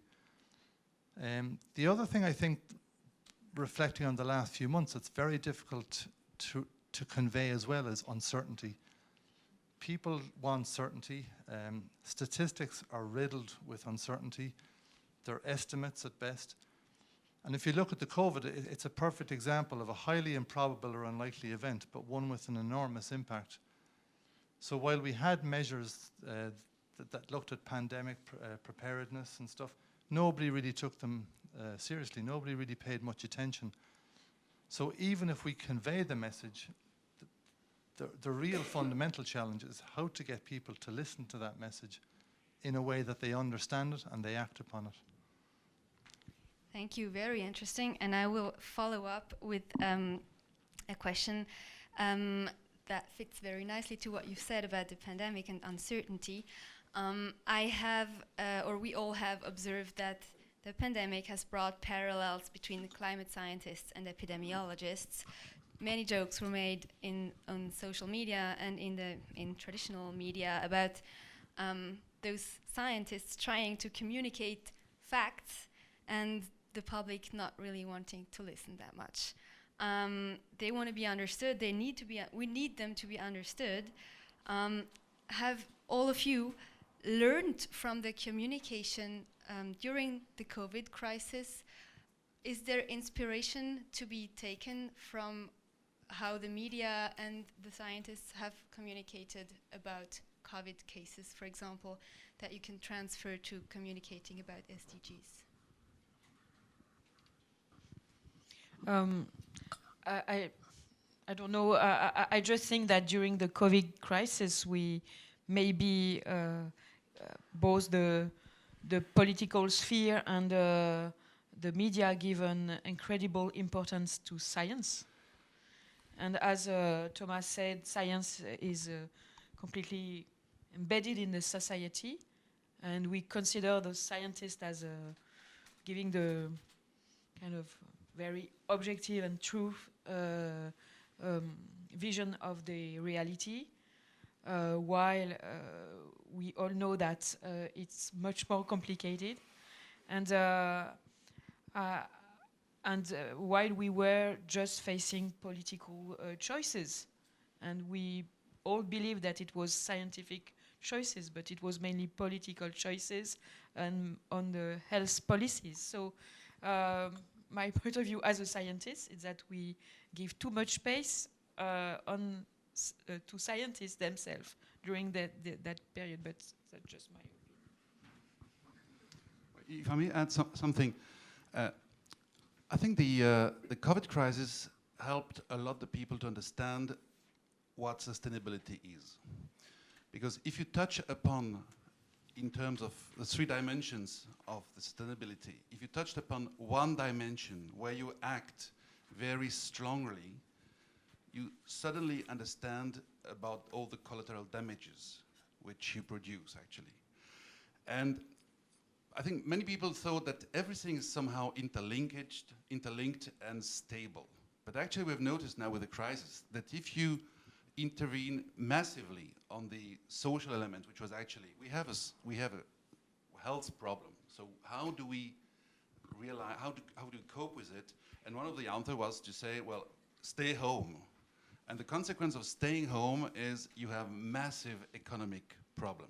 I mean, the Swiss Confederation spent 5 billion Swiss francs per week between mid of March and end of April. So this means that the Swiss Confederation succeeded in getting this equilibrium thanks to massive investment. But of course, this massive investment is not sustainable. You cannot invest 5 billion Swiss francs per week during years. Your budget is then completely ruined.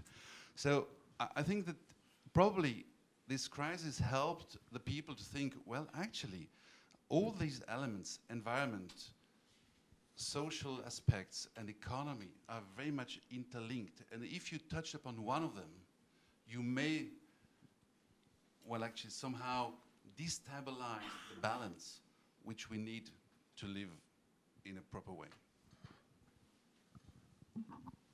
I think I would point to three lessons that I've taken from COVID. The first one is at the beginning of COVID, when there was a strict lockdown, the messaging was very clear. You know, stay at home, don't go near anybody. The trouble begins when we start to open up the economy and the instructions get more ambiguous. And again, you can see once you introduce any element of ambiguity or complexity, the messaging gets lost. People start to become confused. So people really react well to binary instructions. Don't do that, do this. Once you give them choices, things get much more complex. And of course, that's the problem, because if we look at the SDGs, if we look at life, I mean, COVID at the moment, there's a tension between health and wealth. And that's the ambiguity. Everybody now understands that tension, but nobody really knows what's the right balance. And that brings me to the last point, which is the difference between evidence-informed policy and evidence-based policy. So in my mind, I'm clear as statisticians. Our job is to provide information that informs policy, but policy should never be based solely on those data. There's always other considerations that politicians need to make, and we shouldn't fool ourselves ever that the data or the data make the decision. That's the difference between democracy and datacracy, and that's not our job. Our job is to provide the information and understand that they have other choices and other pieces of information that they need to use as well. I think that you have to build on the common denominator. Sure. And data is the common denominator. Hopefully. Thank you. Yeah, let's dig a bit deeper. If we want to communicate or inform for policymaking to a broad public or to politicians that may or may not be very statistically literate, we work with text, graphics, maybe. Stephen McFeely, you've told me on the phone that a graphic that one needs to look at for more than 10 seconds to understand is a bit useless. I agree. What does that mean for communicating these very complex SDG goals, indicator results to a broad public? Any ideas on how to communicate complex things without reducing them to the max and making them oversimple?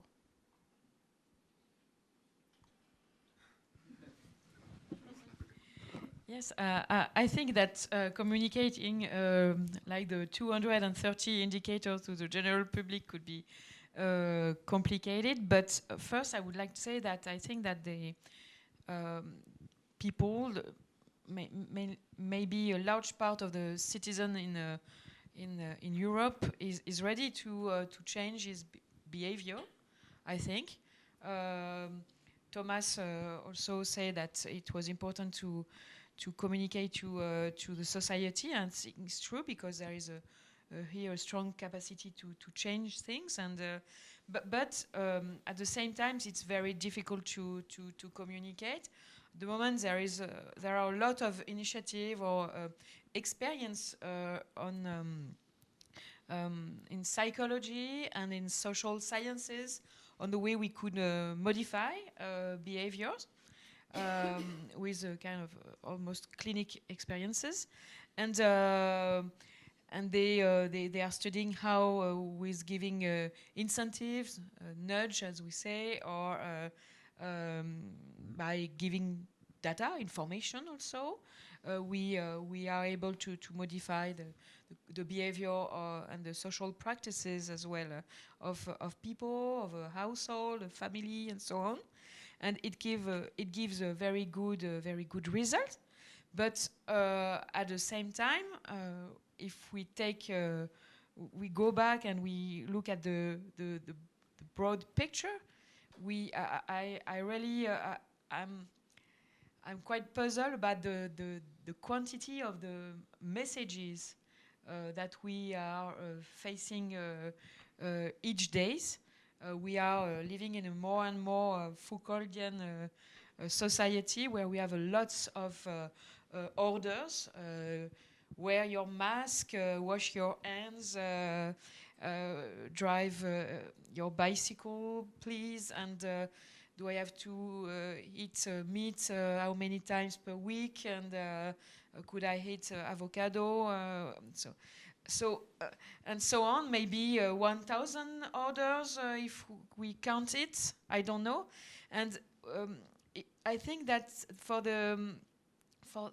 science maybe, but also for the policy sector, we are going to be at a moment where we would have to prioritize in some ways and to really think about to what extent people would be able to digest all those messages and give them also the capacity to orientate their lives with maybe clearer messages, more simple, better priorities also. And that's the most difficult part, because when we consider the 17 SDGs, they all contains tons of possible advices, let's say like that, and we have ideas to push it to the general public, but how to make it coherent, that's another story. Thank you. Well, if I may react, I think indeed too much information kills the information. I think Usually you say when you communicate you can mention only one figure, because if you mention two figures there's a big risk that you will mix them up. So if you have one figure you can concentrate on it quite well, and this is what we spoke about when we discussed this issue. I think in terms of communication you have to first to raise briefly the awareness. Hey guys, we have a problem. And then after you have raised the awareness you have to be able to inspire behavior. Just to let the people say, well, look, you have a problem with the figure. So what shall you do in order to try to reduce it? And with this, I think you can get the necessary political support, because you have to have political support. And I mentioned during our discussion this figure which was shown my family recently. 2.8 million tons of food is wasted every year in Switzerland. Full stop. You don't need much more information than that. And with this, you understand that we have a huge problem, because if you divide it by 9 million people, which is the population of Switzerland, you come to 300 kilograms per year, per person. This means that you come to 1 kilogram of food per day. If you add the food waste in restaurants, in agriculture, in households, and in shops. And if you come with this kind of figures, you say, well, we really do have a problem. You have to raise this awareness in order to try to improve and help people adapting their behavior. Thank you. Well, let me come back to the point you made at the start, which is in the digital world with lots and lots of data and new tools, there's been a proliferation of graphics that are frankly rubbish. They're just indecipherable nonsense. It's now unfashionable to put clear labels on graphs, to put clear axes on charts, all sorts of these cluttered dashboards that you're just staring at wondering, what on earth, what are they trying to tell me? There's nothing wrong with simple bar charts or trend lines if that's what you're trying to say. So people are almost afraid now that they can't use a simple chart anymore because they have to use something really kind of sexy to be eye-catching, which is fine, but nobody knows what it means. But to give you another example, you won't be able to see this very clearly, but this is from Swiss Meteo. This is one of the best charts I've ever seen. You can see what the temperature was, you can see what it's going to be with an uncertainty band around it. You can see the rain on the other side, and you have a simple graphic for whether it's going to be sunny, cloudy. In one simple chart, they're conveying about 3 different pieces of information, but so cleverly. You can see what's definite, what's uncertain in the future. It's absolutely brilliant. I mean, to me, this is what we try and replicate at work. But there's so much other stuff. I could give you examples of that I would. You could write a book about graphics you shouldn't use. Maybe I will. I would love that. Thank you. Fantastic example. Yeah, so one of the communication issues regarding SDGs seems to be that they are extremely complex and relatively abstract when you look at them from the scientific side. We know that concrete examples are important. Humans want to read or hear stories about humans mainly, and that can be a good packaging for talking about data, methods, uncertainty, small print. Therefore, I would like to end this discussion with on more personal or more concrete notes. You all contribute to sustainability goals with your professional lives, but what is on your private to-do list? In what domain would you personally like to contribute more to a sustainable world, or where have you recently changed your habits or those of your household in order to live in a more sustainable way?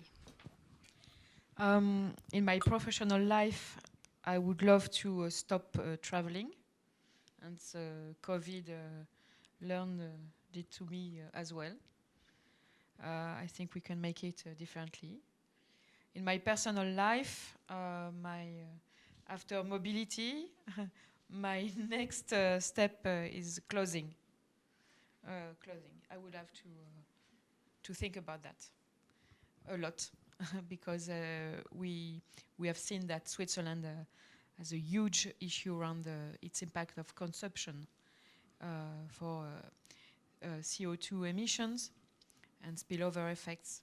And I think that's it's a key issue for clothing. As I don't have a SUV, my new job is now to think about my clothing. Thank you. Well, professionally, I will follow your proposal. I'm also trying to reduce the flights, and I think we can. Well, this lockdown has proven that we can do it really easily. I would just perhaps make a little difference. I would say that if you already know the people on the other side of the screen, you can do it very easily. And I think the digitalization helps you to reduce your traveling. If you don't know the other person on the other side, digitalization makes the things still a little bit more complicated, because you have to feel the person, you have to meet her or him to be able to really speak to this person.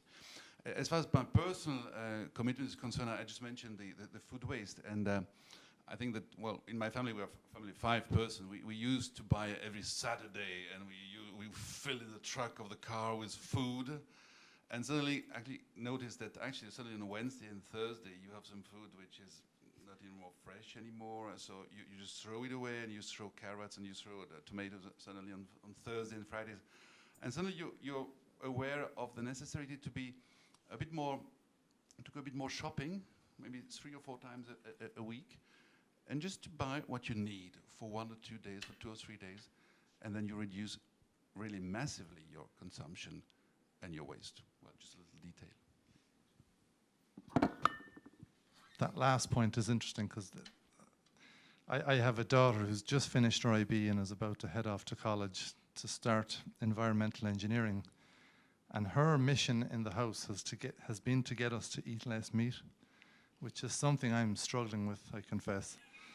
I find it very difficult, but she's got us down to 2 or 3 times a week. She's going to college soon, though, so we'll have to see whether whether we keep it up. But we've had this discussion about food waste as well, because just recently I was doing a blind review for a paper on food waste, so I hope nobody here is the author. But I came down and I was telling my daughter and my son about this paper, because the figures were quite shocking, and we had this discussion about, should you shop smaller more often or do a big shop, because then you're back to trade-offs, because then how much fuel are you going to use driving to the store 3 times a week instead of once a week? And this is the thing, how do you account, how do you translate these things all back into some sort of common, either monetary value or other value, that allows you to do a trade-off analysis to see, well, is eating more meat or doing one big shop and we have a little bit of waste, is that less damaging than doing 3 shops a week, but I drive a couple of kilometers to the store and blah, blah, blah. And so it's back to the measurement, but that to me, that's a really interesting question, is how do we really measure these trade-offs in a way that allow us to reach a decision that makes sense, as opposed to we just feel good about it. Because even the meat thing, you know, there are counter-arguments. I don't think they're very good, but there are counter-arguments. So again, you know, how do you really win these arguments that you can put a topic to bed for once and for all and say, look, you know, we've reached a conclusion now that we can live with it, sensible, and move on. Extremely interesting. Thank you very much. Those trade-offs have also kept me from sleeping at some points. I remember a story that I did recently on how climate friendly is your spaghetti bolognese recipe, and I found out that I had been wrong many years. Used to use canned tomatoes in the winter because you don't want to fly in tomatoes to Switzerland. But then when I looked at life cycle assessment data, I found out that, well, tomatoes are usually not flown to Switzerland. They are shipped by ship and train. And that if you look at all the cost in CO2 equivalents, producing and recycling a can is much more heavy for the environment than importing tomatoes from Spain or Morocco in December. Time says we have to wrap it up. I would like to thank all of you so much for the time and expertise that you have put into this very fruitful discussion, very good examples, and thank all of you very much for listening. Merci.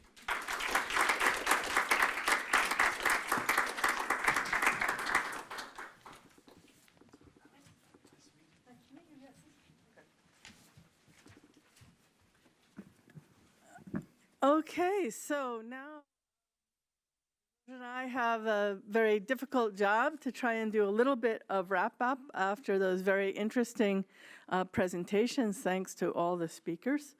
I just pulled out a couple of sort of key words or key concepts that I thought I would mention. The first one was negotiation. Even just talking about the SDGs themselves, that this is something that was negotiated, this set of goals, and that they are, of course, open to interpretation, and that the indicator sets are also reflecting of trade-offs and political compromise, and we heard that that political compromise could also be even within a single family. And this brings to mind a sort of phrase that one hears often, and now I don't remember who it's attributed to, but it's the map is not the territory. Yeah?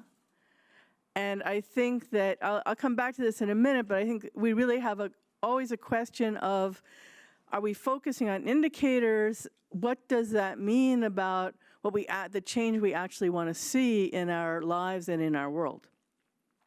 The second keyword is cooperation. This comes partly from combining different types of data, different sources of data, national and international agencies working together. The issue of interoperability is obviously a really key one, that you can actually make the data talk to each other. And then the last keyword is communication, which is what we wrapped up with. We heard a comment that the climate goal is somehow easier to communicate than the biodiversity goal. That's, I think, is true. But there are issues of the technical complexity.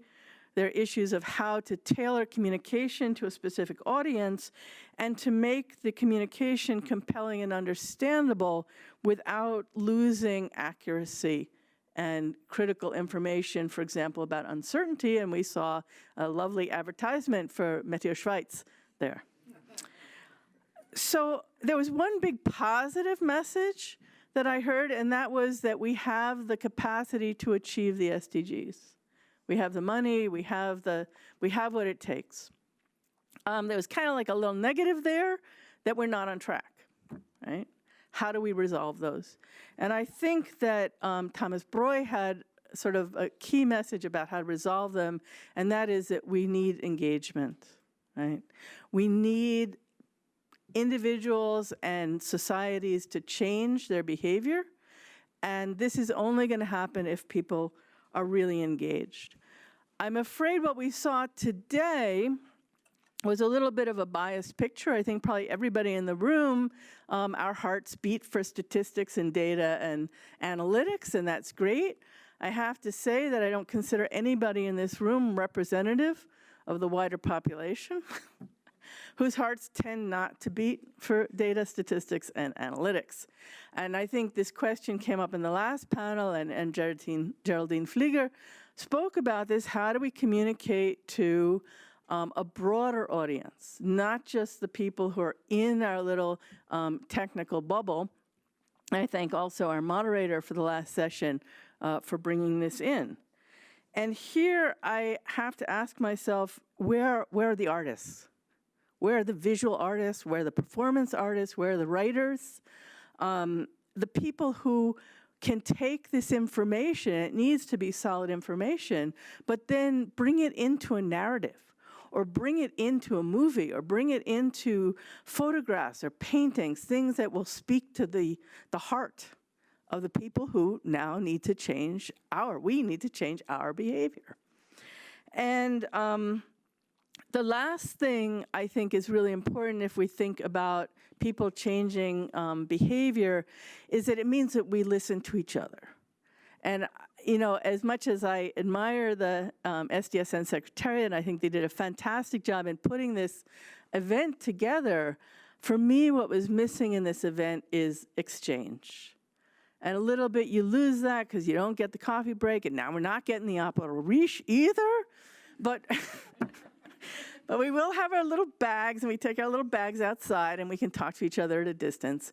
But for me, this is really an issue, that we have to open the space up for more exchange. We heard that a little bit in the last panel, this last question about how people are changing their own behavior, I think that's really critical, but even just the people in this audience, I think that would be a super interesting question to ask of everybody here. And I know that the organizers will kill me if I open the floor to questions and discussion, so I won't do that. But I would like to.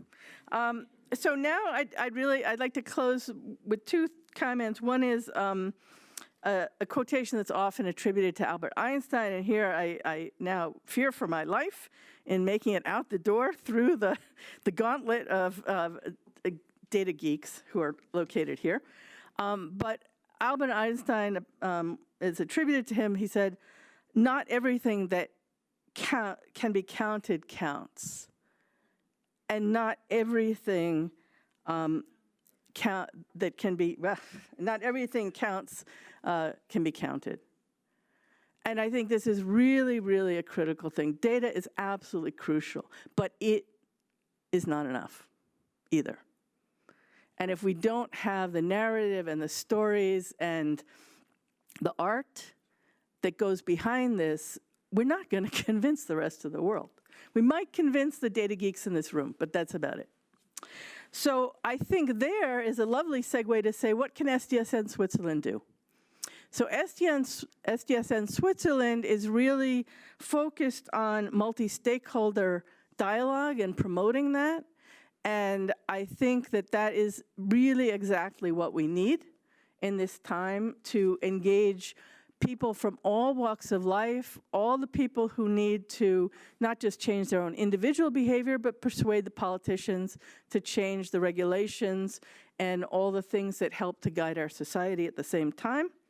So I'd just like to end by thanking the SDSN Switzerland Secretariat who put on this event, even in, I have to say, a very, very challenging situation, and particularly Miriam Pham-Tuthert, who was one of the key people in organizing. So let's thank the Secretariat.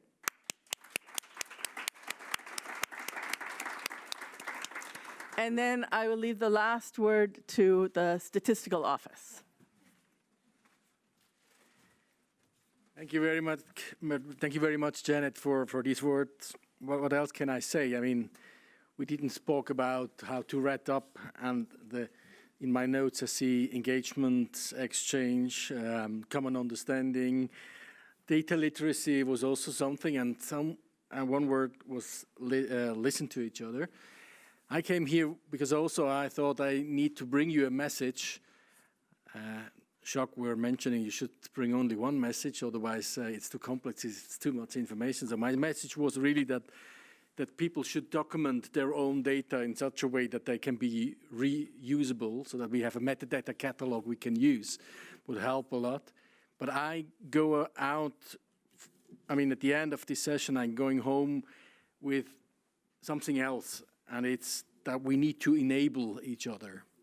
I heard a lot of things that I think, I mean, you come with a certain mind into a session like this and you want to bring this message to the audience. You should not forget to listen well, that you can enable yourself going home and have learned something out of this.